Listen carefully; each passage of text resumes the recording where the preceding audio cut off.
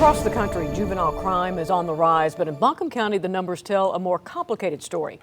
A new plan approved just this morning by Buncombe County's Juvenile Crime Prevention Council lays out how local leaders hope to keep kids out of the courtroom and on a better path. News 13's Elijah Skipper joins us for the first time here in the studio with what's inside that plan and why some say it's already making a difference. Great to have you, Elijah.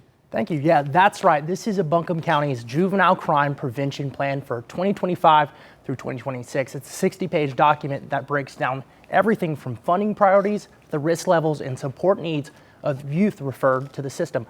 But what really stands out is that while juvenile crime is rising across the country, here in Buncombe County, referrals are going down year after year.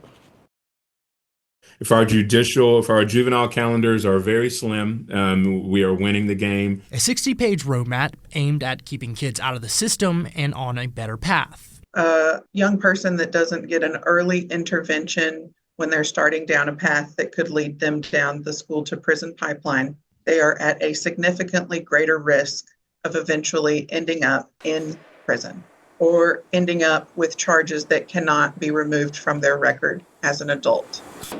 While the national trend is rising, here in Buncombe County, fewer kids are being referred to the system. Intake numbers have dropped for 3 straight years, from 456 to 385, down to just 254 this past year. Whether they're 10 through 17, from the point of them entering our program, they're building a resume, whether they are playing with Legos or working with our program staff to identify what they want to do when they grow up. And many of those kids aren't hardened offenders. The data shows more than half were low risk and nearly 3/4 had strong support systems in place. The kids coming through are no different than the kids that were coming through 20 years ago. The families are no different.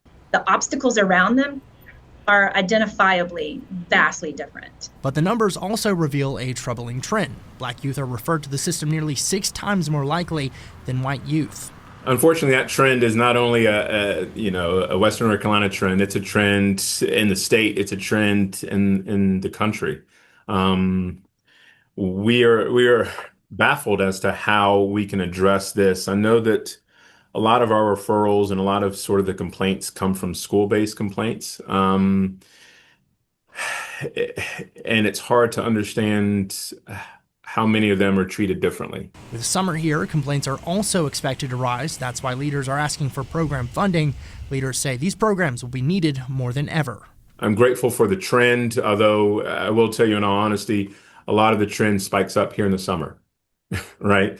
Kids aren't in school, so we tend to try to see it goes in waves, right? And we know that summers get to be a hot summer because kids aren't in school, and some of them probably aren't being monitored. That juvenile crime prevention plan now heads to the Buncombe County Commission, where it's set to be voted on next Tuesday as part of the upcoming budget. If approved, the funding for these programs would take effect starting in July.